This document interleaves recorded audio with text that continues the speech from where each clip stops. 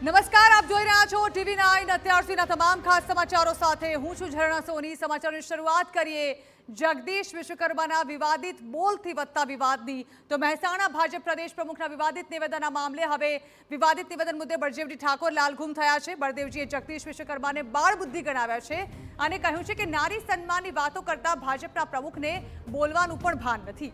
આ મામલે બળદેવજી ઠાકોરે માફીની માંગ કરી છે। તેઓએ આને ઠાકોર સમાજની દીકરીનું અપમાન ગણાવતા ચીમકી આપી છે કે જો ભાજપ પ્રમુખ માફી નહીં માંગે તો આગામી કાર્યક્રમોનો સખત વિરોધ થશે।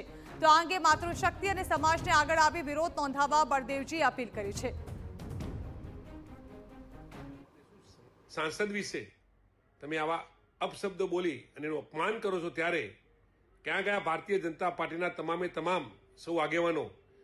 કેમ તમને કોઈ કશું કહેનાર નથી? અને આ માફી માંગવામાં નહીં આવે તો વિશ્વકર્માજી તમે યાદ રાખજો કે તમારા કોઈ પણ પ્રોગ્રામમાં તમારું ક્યારેય ક્યાંક અપમાન ના થાય એની પણ તમે ચિંતા કરજો।